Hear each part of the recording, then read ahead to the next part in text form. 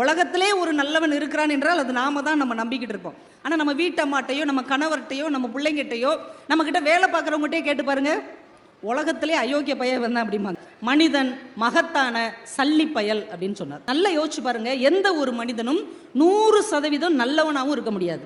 எந்த ஒரு மனிதனும் 100% கெட்டவனாகவும் இருக்க வாய்ப்பே இல்லை.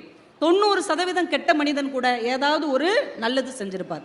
100% நல்லவராக நாம நம்புகிற ஒரு மனிதன் கூட யாருக்கோ ஏதோ ஒரு தீமையை நிச்சயம் செய்திருப்பார். அப்போ ஒரு மனிதனுக்குள் மகத்தானவனும் இருக்கிறான், மோசமானவனும் இருக்கிறான். ரெண்டும் கலந்த கலவைதான் மனிதன் என்பதை மிக அழகாக ஜி. நாகராஜன் என்கின்ற எழுத்தாளர் பதிவு செய்திருக்கிறார். மனுஷ மாதிரி ஒரு மோசமான மிருகம் எதுவுமே கிடையாது.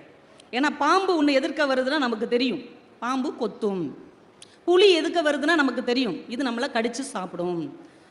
ஒரு கரடி எதுக்க வந்ததுன்னா சப்புன்னு நம்மளை அடிக்கும்.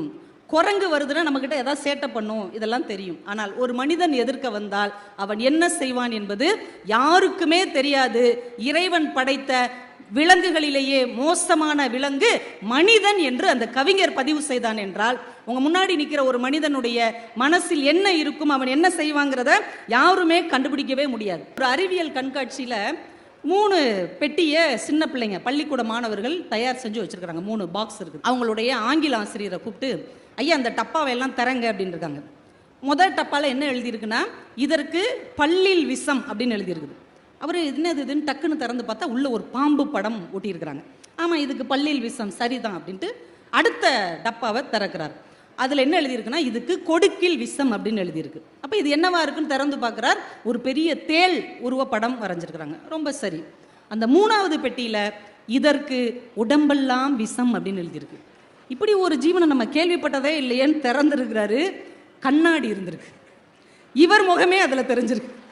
ரொம்ப தெள்ள தெளிவாக சொல்லிவிட்டார்கள், உடம்பெல்லாம் விஷம் கொண்ட உலகின் ஒரே உயிரினம் மனிதனை தவிர யாரும் கிடையாது. உடம்பெல்லாம் அது விஷம் வச்சிருக்குங்கிறத யாருக்கும் சொல்லாது.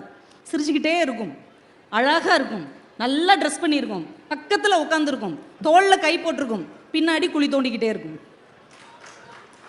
அசந்த நேரம் அப்படியே உள்ள தள்ளி குழியை மூடி அந்த இடத்துல அது வந்து உட்காந்துக்கும். பரிசல்காரிங்கிற பேரில் நான் ஒரு கவிதை தொகுப்பு போட்டிருக்கிறேன். அதில் நான் ஒரு கவிதை எழுதினேன்.